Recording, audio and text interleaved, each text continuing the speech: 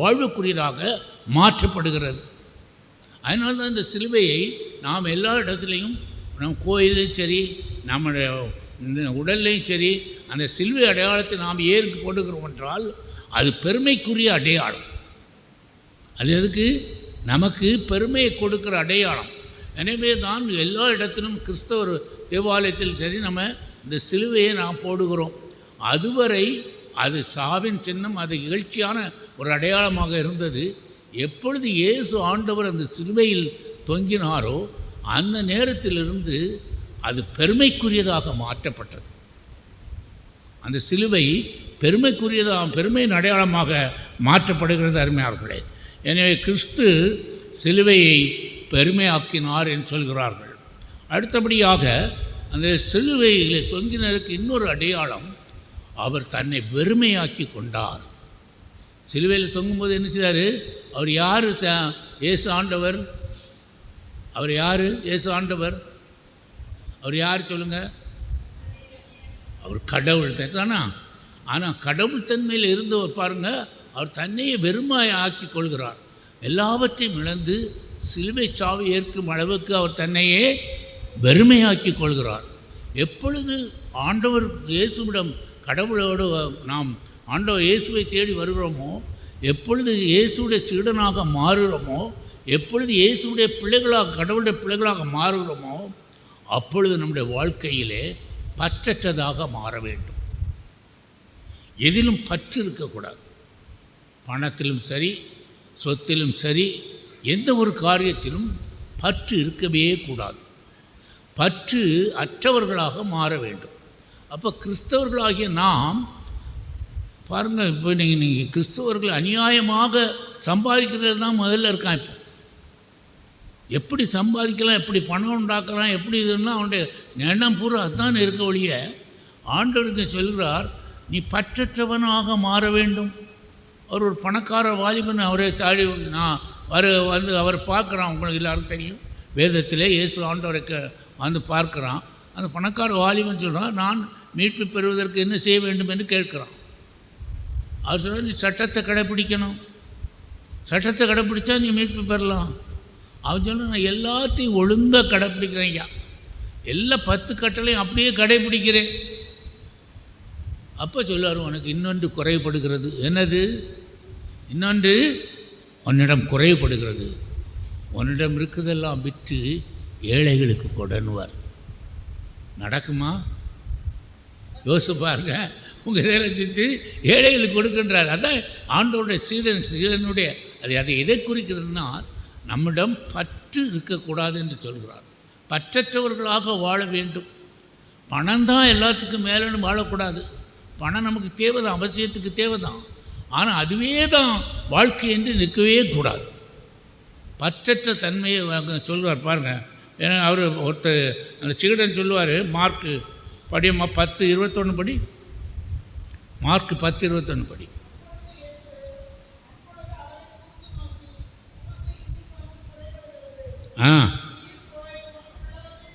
விட்டு ஏழைகளுக்கு கொடும், அப்படி உன்னதத்தில் நீர் செல்வராய் மாறுவீர். இந்த உலகத்தில் நீ கஷ்டப்பட வேண்டும், வருத்தப்பட வேண்டிய அவசியமே கிடையாது. இந்த உலகத்திலே நாம் கஷ்டப்படும் பொழுது, ஆனால் உண்மையான கடவுளுக்காக நாம் கஷ்டப்படும் பொழுது நமக்கு பரலோகத்திலே ஒரு இடம் உண்டு. அது நமக்கு லாசருடைய கதை, செல்வந்தர் லாசர் கதையில் நம்ம பார்க்குறோம். இயேசு ஆண்டவர் அதற்கு சொல்லும் பொழுது, செல்வந்தரும் லாசர் கதையை என்ன சொல்லுது? லாசர் பாருங்கள், வெளியே பிச்சை எடுத்துக்கிட்டு இருப்பான், அவன் சாப்பிட வழி இல்லாமல் இருக்கிறான். ஆனால் செல்வந்தன் அப்படி இல்லை, அவன் நல்ல ஜாலியாக ஆடி பாடி நல்லா சாப்பிட்டு நல்ல பெருமையோடு வாழ்ந்து கொண்டு இருந்தான். ஆனால் மரித்த பொழுது அவர்கள் 2 பேரையும் எங்கே இருந்தார்கள்? எங்கே இருந்தாங்க சொல்லுங்கள்? லாசர் எங்கே இருந்தான்? செல்வந்தன் எங்கே இருந்தான்? பாருங்கள், லாசர் ஆபிரகாமின் மடியிலே இருந்தான். செல்வந்தன் எங்கே இருந்தான்? அக்கினியில் இருந்தான். அவனுக்கு அந்த அக்கினியில் இருந்தபடினாலே அவன் தாகம் பாருங்கள். அவன் என்ன சொல்கிறான்? ஒரு சொட்டு தண்ணீராவது எனக்கு விட முடியாதான்னு சொன்னார். அப்போ என்ன சொல்வார்? அங்கே நாங்கள் உங்களுக்கும் எங்களுக்கும் எந்த தொடர்பும் கிடையாது. அப்போ சொல்லுவான், ஆண்டவரே எங்கள் வீட்டில் போய் ஊரில் போய் என் தம்பிக்கிட்டெல்லாம் சொல்லுங்க இதை, இந்த விஷயத்தை என் தம்பிட்டு அவனுங்களும் இந்த நரகத்துக்கு வந்துடக்கூடாது. அப்போ நாம் நரகத்துக்கு போகாமல் இருப்பதற்காக நம்முடைய வாழ்க்கையிலே நாம் பரலோக ராஜ்யத்துக்கு போக வேண்டும் என்றால் பற்றற்றவர்களாக வாழ வேண்டும். அல்லேலூயா, அல்லேலூயா. முக்கியமான ஒரு காரியம். இன்றைக்கி நினைக்கலாம் நாம் இப்போ கஷ்டப்படுறோம், இல்லை. சில நேரம் நம்முடைய கஷ்டங்கள் துன்பங்கள் நம்முடைய வாழ்க்கையில் இருக்கிறது என்றால் நமக்கு ஒரு உயர்வான வாழ்வு பின்னால் இருக்குது. ஆனால் இறைவனுக்காக பாருங்கள், அவன் பெரிய பணக்காரன், அவர்கிட்ட நான் எல்லாத்தையும் விற்றுட்டு நீ வா, அப்பொழுது பரலோகத்திலே நீ செல்வந்தனாக இருப்பாய் என்று சொல்கிறார். அப்படி இந்த உலக வாழ்க்கையிலே நாம் படுகிற கஷ்டங்கள் துன்பங்களை அது பரலோக வாழ்வுக்கு நமக்கு நல்வாழ்வு கொடுப்பதற்காக என்று நாம் எடுத்து இயேசு ஆண்டவர் எவ்விதமாக சகித்து கொண்டாரோ அதுபோல் நாம் வாழ கற்றுக்கொள்ள வேண்டுமானவர்களே.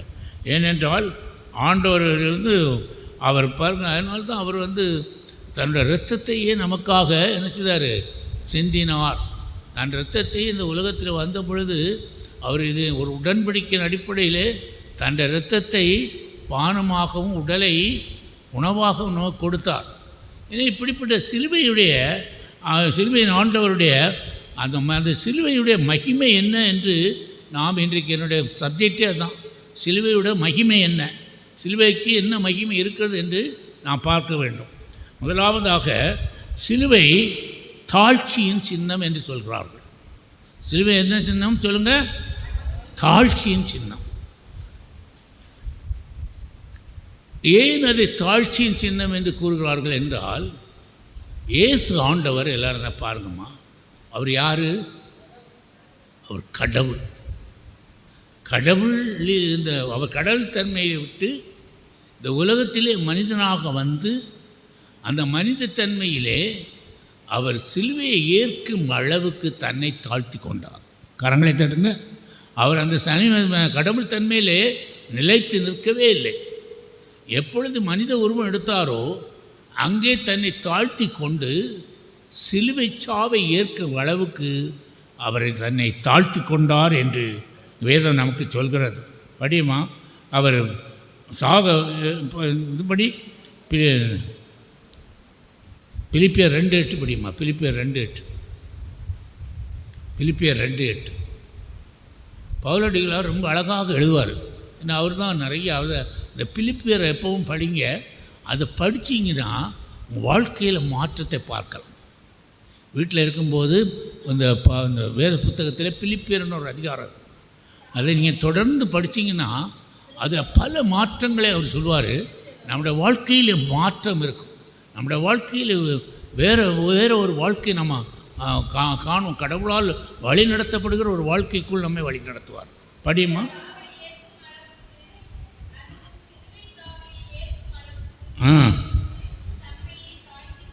கீழ்ப்படிந்து தம்மையே தாழ்த்தி கொண்டார். எனவே அவர் தன்னை தாழ்த்தி கொண்டது மாத்திரமல்ல, அவர் பாருங்கள், அந்த சிலுவை அந்த கடவுள் தன்மையிலே அவர் நிலைத்து நிற்கவே இல்லை, தன்னை தாழ்த்தி கொண்டார் என்று சொல்கிறார். அப்போ நம்முடைய வாழ்க்கையிலும் நாம் ஒவ்வொருவரும் நம்மை தாழ்த்தி கொள்ள வேண்டும். 2 கொரிந்தியர் 8:9 படிங்க. அங்கே பவுலடிகளார் அதற்கு ஒரு விளக்கம், சின்ன விளக்கம் கொடுக்கிறார். 8 படியுமா, 2 கொரிந்தியர் 8:9 படி. என்ன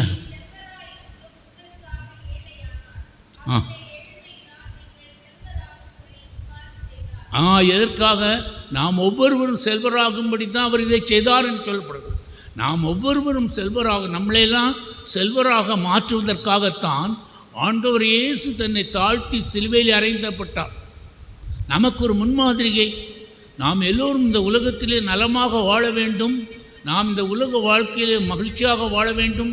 இந்த உலகத்திலே உயர்வான வாழ்வு மாத்திரமல்ல, பரலோக ராஜ்யத்திலே நாம் ஒவ்வொருவரும் ஆண்டவர் சமூகத்திலே போய் சேர வேண்டும்.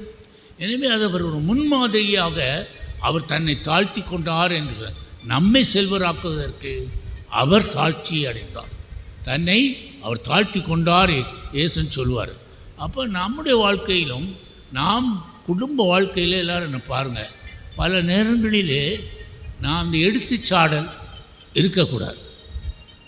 குடும்ப வாழ்க்கையில் ஒரு மனைவி தன் கணவனுக்கு தாழ்ச்சியோடு செயல்பட வேண்டும். மற்றவர்களோடு பேசும்போது தாழ்ச்சியோடு பேச வேண்டும். எல்லோரிடம் இப்போ நாம் பழகும் பொழுதும் தாழ்ச்சி நமக்கு பெருமையை கொடுக்க ஆரம்பிக்கல.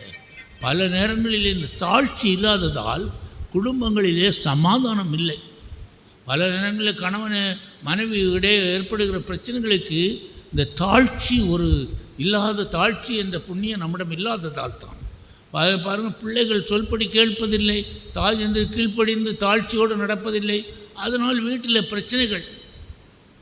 நம்முடைய வாழ்க்கையிலே தாழ்ச்சி, அதற்குத்தான் ஆண்டவர் நமக்கு முன்மாதிரியாக அவர் காட்டினார். அந்த சிலுவையிலே தன்னை அந்த சிலுவையில் அறைய தன்னை முன்மாதிரியாக காட்டியது அதுதான். அந்த தாழ்ச்சி நம் ஒவ்வொருவரோட வாழ்க்கையிலும் இருக்கும் பொழுது இந்த உலகத்திலே நாம் செல்வந்தர்களாக வாழ்வது மாத்திரமல்ல, அது உங்களுக்கு தமிழில் ஒரு பழமொழி கூட உண்டு. என்ன சொன்னது சொல்லுங்கள் பார்க்கலாம். பொங்கினவர் என்ன பொறுமைவர் என்ன சொல்லிப்படுறது? பொங்கினவர் காடேறுவார்னு ஒரு வாழ்த்து உண்டு இல்லையா? பொறுமை பெருத்தவர் பூமி ஆழ்வார், பொங்கினவர் காடேறுவார். பார்த்தீங்களா? அப்போ அந்த தாழ்ச்சிக்கு ஒரு பெரிய ஆசீர்வாதம் இருக்கிறது. அப்போது நமக்கு அது குடும்ப வாழ்க்கையில் தாழ்ச்சி மிக முக்கியம். கணவன் கோவப்பட்டால் நம்ம தாழ்ந்து போகணும், மனைவி கோவப்பட்டால் கணவன் தாழ்ந்து போகணும், பிள்ளைகளுக்கு கோவப்படுறாங்க சரி தாழ்ச்சியோடு கேட்டு குடும்பத்தில் எப்பொழுதுமே ஒரு அமைதியை சமாதானத்தை கொண்டு வருவதற்கு இந்த தாழ்ச்சி நமக்கு ஒரு முன்மாதிரியாக நான் சொல்லேன். ஹல்லேலூயா, ஹல்லேலூயா, கரங்களை தட்டுங்க. அப்படிப்பட்ட ஒரு தாழ்ச்சியை நமக்கு இறைவன் நமக்கு காட்டியிருக்கிறார். 1 பேதுரு 3:16 படிமா. 1 திமோத்தி 3:16. 1 திமோத்தி 3:16 படி. அங்கே என்ன சொல்கிற பாருங்க. 1 திமோத்தி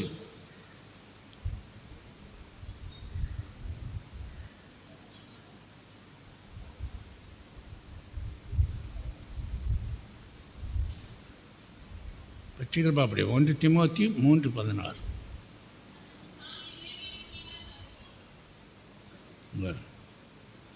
நான் படிக்கட்டுமா? 3:16 சொல்லுதுங்க பாருங்கள்.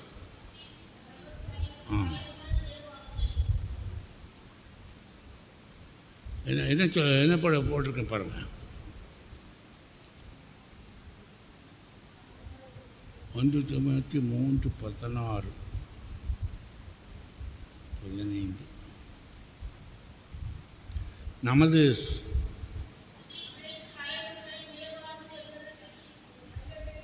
இல்லை மானிடரால் அவர் வெளிப்படுத்தப்பட்டார், மெய்யப்பட்டார், வானதூதருக்கு தோன்றினார், பிற இனத்தாருக்கும் சாற்றப்பட்டார், உலகினால் நம்பிக்கையோடு ஏற்கப்பெற்றார், மாட்சியோடு முன்னேற்றம் அடைந்தார். பார்த்தீங்களா? அவர் இந்த சிலுவை சாவை ஏற்றதால் அந்த தாழ்ச்சி அவருக்கு எதையெல்லாம் கொண்டு வந்தது பாருங்கள். மானிடராய் அவர் வெளிப்படுத்தப்பட்டார், தூய ஆவியால் நேர்மையாளர் என மெய்ப்பிக்கப்பட்டார், வானதூதருக்கு தோன்றினார், பிற இனத்தாருக்கும் பறைசாற்றப்பட்டார், உலகினால் நம்பிக்கையோடு ஏற்கப்பெற்றார், மாட்சியோடு முன்னேற்படைந்தார் என்று சொல்லப்படுகிறது.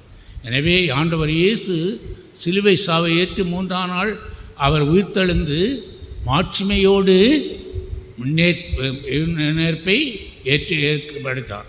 அவரிடம் தாழ்ச்சி இல்லை என்றால், அந்த சிலுவையிலே சாகடிக்கப்படவில்லை என்றால், அவர் அந்த மாட்சிமையோடு முன்னேற்பவர்களே போகாமல் இருந்திருக்கலாம். அது அவர் கடவுள் போவார் என்றாலும் நம்முடைய அந்த எண்ணத்தின்படி, இங்கே வேதத்தின்படி அவர் மாட்சிமையோடு முன்னேற்றார். அந்த மாட்சிமைக்கு காரணம் அவரிடம் இருந்த தாழ்ச்சி. அதுபோல் நம்முடைய வாழ்க்கையும் மாட்சிமையோடு இந்த உலகத்தில் இருக்க வேண்டும் என்றால் நாம் தாழ்ச்சியுடையவர்களாக வாழ வேண்டும். கரங்களை தட்டுங்க. தாழ்ச்சியுடையவர்களாக ஆளும்போது நாம் இந்த உலகத்திலே மாட்சிமையோடு இருப்போம். அடுத்தபடியாக இந்த சிலுவை நம்பிக்கையின் சின்னம். இது மிக முக்கியமானது. வாழ்க்கையில் நம்பிக்கையை நமக்கு கொடுப்பது இந்த சிலுவை. ஏன் இது நம்பிக்கையின் சின்னம் என்று சொல்கிறார்கள் என்றால், எபிரேயர் 12:2 வேணுமா? எபிரேயர் 12:2 படி பாரு. அது ஒரு நம்பிக்கையின் சின்னம். அதாவது படிமா நம்பிக்கையை தொடங்கி வளர்த்து வரும். அதை செருமான இயேசுவின் மீது கண்களை பதிய வைப்போம். அவர் தாம் அடையவிருந்த மகிழ்ச்சியில் பொருட்டு இழிவை பொருட்படுத்தாமல், பார்த்தீங்களா, சிலுவை சாவு என்பது இழிவான சாவு. அதை பொருட்படுத்தாமல் சிலுவையை ஏற்றுக்கொண்டார், கடவுளின் அரியணையில் வைத்திருக்கிறார். எனவே சிலுவை ஒரு நம்பிக்கையின் சின்னம். நம்முடைய வாழ்க்கையிலும் பல நேரங்களில் இழிவுகள் வரும். பலரும் நம்மளை இல்லாத பொல்லாத பல இழிவுகள் நம்ம வாழ்க்கையிலும் வரலாம்.